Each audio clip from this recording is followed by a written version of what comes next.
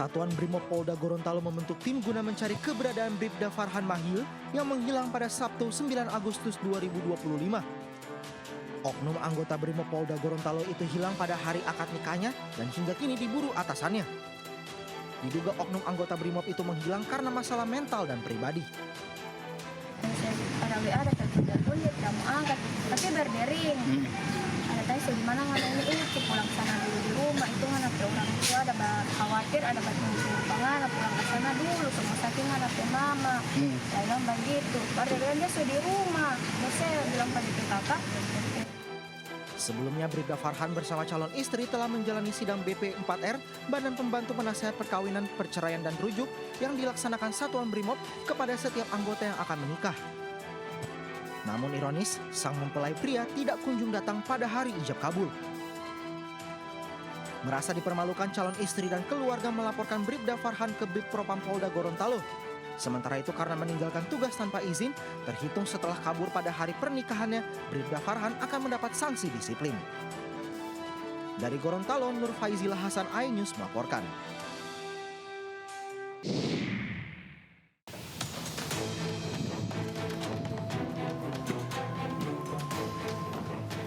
Oknum polisi Bribka M harus mendekam di penjara karena melecehkan seorang tahanan wanita.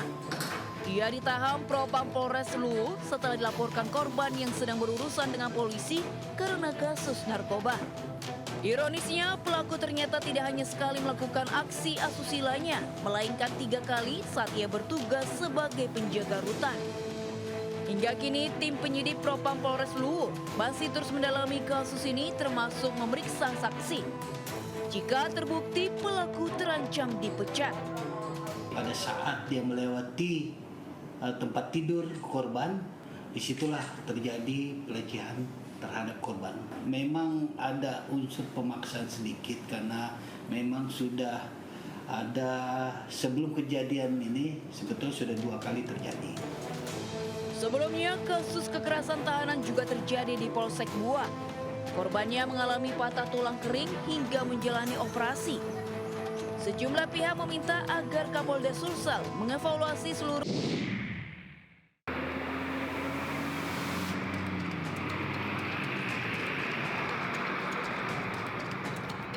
Sebuah mobil minibus ini ringsek usai terlibat tabrakan dengan truk tronton bermuatan kain di Jalan Semarang, Tuban, Desa Socorejo, Kecamatan Jenuh, Jawa Timur.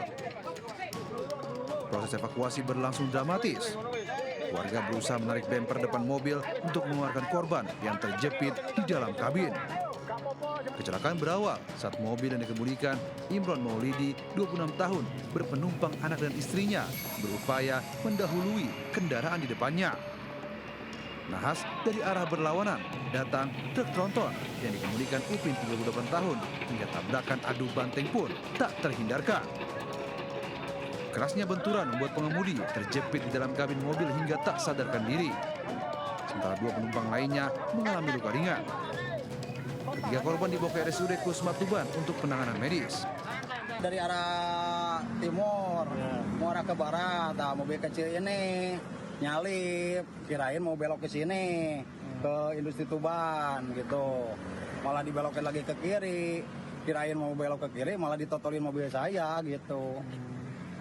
Kirain ini ngantuk gitu, Pak, ya? Supirnya gitu. Adu depan gitu Pak ya? Iya, adu depan.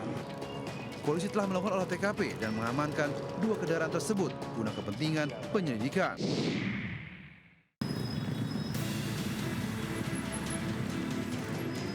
Kusut dan Semeraut. Seperti inilah lalu lintas di Jalan Raya Bekasi, Cakung, Jakarta Timur saat jam sibuk pagi hari. Lalu lintas yang padat tambah macet gara-gara ratusan pengendara motor nekat lawan arah dari arah Cakung menuju Pulau Gadung.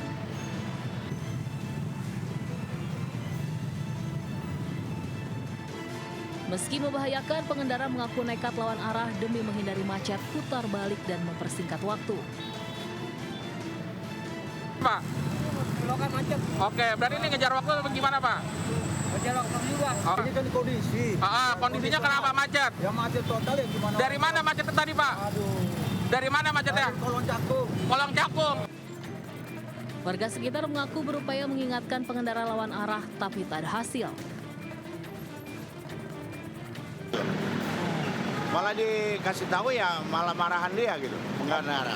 Oh berarti yang lawar itu malah lebih marah ya Pak ya, galak ya? Menggalakan dia. Warga meminta ada petugas yang disiagakan untuk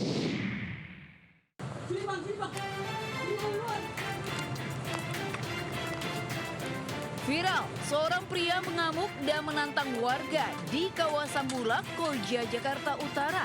Ia mengacungkan senjata hingga sejumlah warga akhirnya terpancing emosi. Warga kemudian mengejar pelaku dan menangkapnya. Setelah peristiwa itu, polisi kemudian meringkus pelaku di rumahnya. Kepada polisi, ia mengaku kesal istrinya digoda oleh warga. Sering sekali membawa senjata tajam dan ikut tawuran, serta sering sekali mengadu anak-anak di situ untuk berantem. Dan kemudian kami sisir tempatnya di mana kediaman pelaku, dan pelaku kami tangkap pada saat sedang tidur dengan menggunakan pakaian yang dia gunakan pada saat membawa senjata tajam. Dari tangan pelaku, polisi menyita barang bukti sebilah celurit yang ia gunakan saat melakukan aksinya. Kini ia dijerat pasal Undang-Undang Darurat.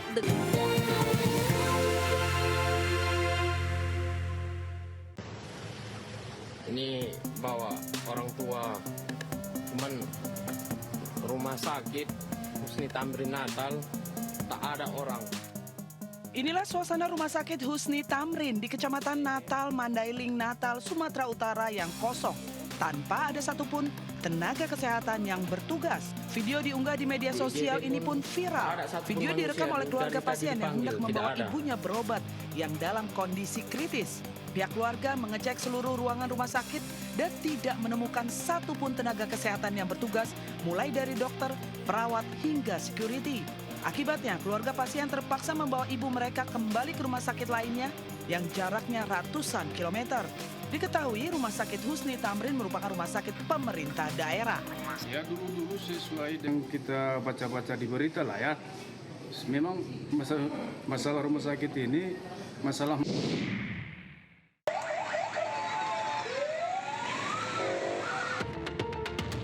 Petugas damkar berupaya mengevakuasi seorang pekerja bangunan yang tersengat listrik saat bekerja di Jalan Malik Ibrahim, Kisaran Asahan, Sumatera Utara. Saat dievakuasi, korban terkapar lemas dengan kondisi mengalami luka bakar. Bangunan yang tinggi sempat membuat petugas kesulitan mengevakuasi korban. Mobil kren pun digerakkan untuk mengevakuasi korban tersebut. Dengan badannya yang cukup besar dan cukup tinggi, dan kami minta bantuan pihak Disub mengadakan alat. Selanjutnya, korban langsung dilarikan ke rumah sakit terdekat untuk mendapatkan perawatan. Dari Asahan, Sumatera Utara, Ulil Amri, iNews melaporkan.